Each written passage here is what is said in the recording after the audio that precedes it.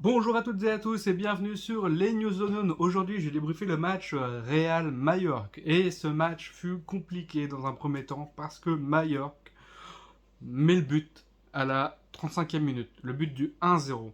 Il faut savoir que pendant tout le début du match, on a vu une équipe de Mallorca hyper défensive, on a vu très peu d'espace, on a eu tellement de mal à se créer des occasions franches, à progresser. Mallorca ne proposait pas grand-chose sur quelques rares occasions. Donc nous avons la possession du ballon, mais il y avait clairement le bus en face. C'est pas négatif de dire qu'il y a eu le bus. Il y a des équipes qui, face au Real Madrid, se disent si on se découvre, on est mort. Donc il faut défendre et attendre notre heure pour avoir des bons moments. Donc c'est stratégique. C'est aussi bien d'avoir des équipes comme ça parce que le Real doit aussi savoir gérer ce genre d'équipe, doit aussi apprendre à essayer de faire tourner, à essayer d'amener de la vivacité. C'est vrai que sur les occasions, les actions du Real, on voyait le porteur du ballon souvent, très peu de mouvement autour de lui en fait, très peu de mouvement, très peu de démarquage et tout. Comment on va faire sans Karim Benzema? Comment tout va s'organiser? Parce que Karim Benzema ne jouait pas, blessé, donc du coup, pour l'instant, on ne sait pas trop la durée, en fonction de est-ce qu'il sera là au derby ou pas. Euh, voilà, je pensais que ça aurait été léger, mais apparemment non. Donc on va voir comment ça se passe, comment ça évolue. Une équipe sans Karim Benzema, c'est aussi un test. C'est aussi un test, c'est aussi bien parce que oui, compter sur un seul homme pour monter le Real Madrid, oui, mais il faut savoir aussi faire sans. On le savait déjà dès le début de saison. On savait que, oui, si Karim Benzema se blessait, est-ce qu'il y aurait effondrement du Real ou pas? Il faut pas qu'il y ait l'effondrement du Real. Le Real a une équipe soudée et dans l'effort, on peut se sublimer, on peut augmenter notre niveau. Ce qu'a fait l'équipe du Real Madrid. On a vu proposer des choses, mais c'est vrai que c'est pas facile de bouger des lignes quand ils sont assez reculés. On peut pas trop prendre dans la profondeur. Ils sont vraiment hyper nombreux. Des fois, on les voyait tous dans la surface de réparation. Et Vinicius qui tricote, mais tu peux pas. En fait, t'as que des joueurs en face de toi. T'as très peu de chances que ça a éliminé un, deux, et encore, il y a toute l'équipe, il y a les 11 joueurs. Donc, tu es obligé de revenir, voilà. Et puis, on ne crée pas de mouvement. Donc, comme on ne crée pas de mouvement, on ne fait pas courir les joueurs. Donc, du coup, les autres joueurs, ils défendent, ils sont assez statique aussi parce que du coup on ne crée pas de mouvement et du coup ça les épuise pas et on peut pas prendre le dessus, donc c'est vraiment une question de il faut mettre du rythme dans la transmission de passe, les transversales et tout pour pouvoir les faire courir et faire bouger le bloc défensif un maximum pour les faire courir, et nous derrière exploiter la moindre petite faille pour pouvoir planter le but, avoir des occasions. On a bien vu le Real Madrid qui avait quand même réussi à tirer de loin pour pouvoir amener du danger. Parce qu'ils ne sont pas pressés en fait, le porteur du ballon n'était pas pressé. Il n'y a aucune presse sur le porteur du ballon. Donc on se retrouvait des fois à tirer au loin, mais voilà. Donc du coup, le fait de tirer, ça les faisait monter un peu plus sur le porteur de ballon, même si on a remarqué juste avant la mi-temps, Federico Valverde qui monte à partir du milieu de terrain, je crois, le ballon. Il se crée son petite occasion, il n'y a personne pour pouvoir l'agresser, l'enquiquiner. Ils sont tous dans leur repli défensif pour pouvoir prendre des zones et gérer et contenir en fait. Donc du coup ils sont pas très agressifs sur nos joueurs. Donc vu qu'ils sont en repli défensif, Valverde s'est mis entrée de surface et a frappé une belle lucarne. On le laisse tirer loin. Magnifique Federico Valverde sur ce match aussi, parce qu'en vrai, les retours défensifs, ok, le but à la 35e minute, ça vient d'un retour défensif de Federico Valverde, qui a occasionné la faute. Il faut voir comment il retourne. Il trace tout le terrain. T'as Federico qui passe, t'as Mendy qui, tu le vois, il marche, mais la défense, en fait, en soi, ils reviennent tranquillement. Et tu vois Valverde qui se fait un sprint pour pouvoir revenir. Alors oui, il tacle, oui, il se loupe sur le tacle, alors qu'on pensait qu'il avait pris le dessus. Il y a faute, mais il faut voir l'effort qu'il a mis en fait, pour pouvoir voir la niaque.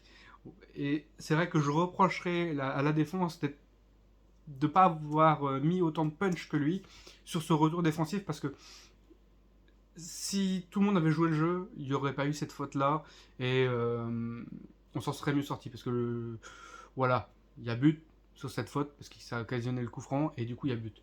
Bon, 1-0, on se dit... C'est vrai qu'à ce moment-là, je me dis, mince, c'est une équipe qui est très dure à prendre défensivement, parce que la défense est vraiment très compacte, en fait. Donc si on prend 1-0, ils vont se reculer entièrement et ils vont attendre, quoi. Ils vont passer leur match à faire ça, donc c'est très dur. Mais Valverde a marqué le but juste avant la mi-temps. Heureusement que c'était avant la mi-temps, parce que ça aurait pu peser dans les têtes. À ce moment-là, on pensait que ouais, c'est vrai que Modric, il fallait faire des changements pour pouvoir amener un peu de rythme, un peu de voilà, de punch dans l'équipe. Mais 1-1 à la mi-temps, on s'en sort pas mal. On s'en sort pas mal. C'est vrai que le but qu'on a pris, bon, voilà. Sachant que après, on a failli se prendre un autre but vers la 62e minute sur une touche à peu près comme on avait pris le but de façon en défense quand il y a des touches. Des fois, on papillonne et ce temps-là, on le perd. Et l'attaque, s'ils sont au taquet, bah, ils vont nous rentrer dedans en fait et on va pas le voir.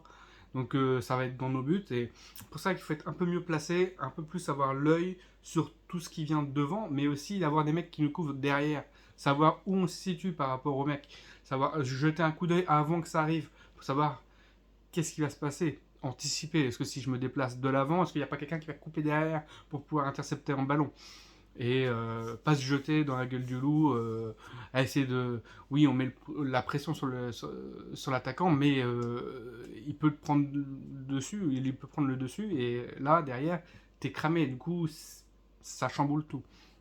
Donc, sur les touches, les coups de pied arrêtés, il faut faire vraiment très attention. Maintenant, on a vu un super Vinicius. Vinicius qui a vraiment fait du bon travail pendant tout le match, a essayé de dribbler, a essayé de remettre, a essayé de trouver des solutions. C'était pas facile, mais on va dire qu'il s'en est bien sorti et que avec le temps, le match, bah, l'équipe adverse est aussi épuisée, mais il a puisé dans ses ressources, dans son répertoire de footballeur, et oui, il nous a montré quelque chose de beau avec Rodrigo. Rodrigo, joueur magnifique, que voilà, on ne présente plus, hein, c'est vraiment un joueur magnifique. Ils forment une belle paire en fait les deux, parce que ils se complètent. Ils sont tous les deux génies, mais alors Rodrigo est aussi juste techniquement pour pouvoir être à l'aise. Le 2-1, il est à l'aise dans la surface et il décale sur Vinicius juste sur le côté gauche, juste à la fin. Vinicius élimine le défenseur et fait une petite caresse pour le gardien. Ça rentre dans le but. C'est magnifique. C'est juste sublime. Mais après, le troisième but du Real Madrid, c'est Rodrigo qui...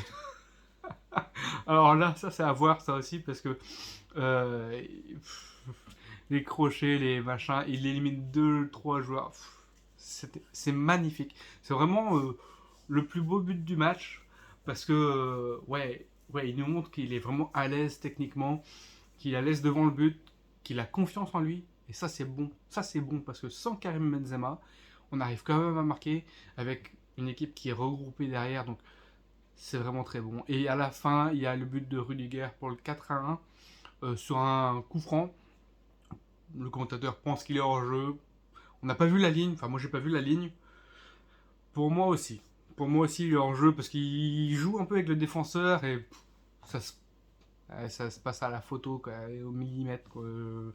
S'il y a but, bon, il est compté, il est validé. Donc voilà. Mais cette équipe du Real est vraiment très intéressante. Très intéressante face à une équipe qui joue encore une fois regroupée, qui ne s'expose pas trop, parce que si c'était une équipe offensive, on aurait eu plus d'espace, on aurait eu plus d'espace dans la profondeur, on aurait eu plus de passes à faire, même si Kroos et Modric qui est rentré après ont fait de bonnes passes, tous les joueurs ont été impliqués. Encore une fois, on s'en sort avec une équipe bien, solide, qui nous montre de bons signes. Une équipe qui sait faire le dos rond pendant les temps forts adverses et qui sait exploiter la moindre faille adverse pour pouvoir créer du danger. Et ça, c'est bien. On a vu sur ce match-là, on savait poser le jeu, on savait faire tourner un peu. Ça, c'est bien. Ça, c'est très bien. On va voir comment que ça va donner contre les autres équipes. Mais de ce que j'ai vu depuis le début de saison, déjà on est invaincu en championnat, c'est bien, c'est parfait. Euh, on met pas non plus tant que ça de but, mais quand même, 4, si c'est bien. Euh, on a une équipe solide, on a une équipe qui sait faire le dos rond, et ça c'est vraiment très important dans un championnat ou en Ligue des Champions, par exemple, euh, de pouvoir faire le dos rond sur certains moments de jeu pour ne pas encaisser, ne pas craquer, être comme le roseau, plié un peu, mais voilà, enfin, pas cassé quoi. Et les joueurs comme Hazard, pour moi, il a fait un bon match. Il est sorti parce que, bon, il fallait apporter du 109. Mais clairement, il a fait ce qu'il pouvait. Il a été présent. Maintenant, c'est vrai que, clairement, Karim Benzema manque. Mais avec ces deux joueurs qui sont Rodrigo et Vinicius, on a quand même bien. Mais on est quand même bien. Et Valverde, top player. Un Courtois qui fait ce qu'il peut. Une défense qui est présente, même si on papillonne des fois. Euh, on est vraiment très bien. Moi j'aime bien cette équipe. J'aime bien ce qu'on propose. Même face à une équipe regroupée, on arrive à faire quelque chose de bien. À la faire exploser à la fin, c'est vraiment très bien. C'est ce qu'il faut. 2-1, même 2-1, j'étais pas mécontent parce que au final on a essayé de faire quelque chose. Ça a récompensé les joueurs qui ont tenté. En fait, les joueurs qui tentent, qui tentent, qui tentent. Voilà. Même s'il faut lever la tête. On a vu un Vinicius qui était plus à lever la tête sur ce match-là plutôt qu'à la garder, même si des fois il éliminait un, deux, trois joueurs, il demandait au public de soutenir et tout, mais il y a eu des moments où, ouais, c'est vrai, où Vinicius était un peu arrogant par rapport aux défenseurs adverses. Remarquez, il cherchait un peu, voilà, mais il essaye, il est dans son match, il est à fond.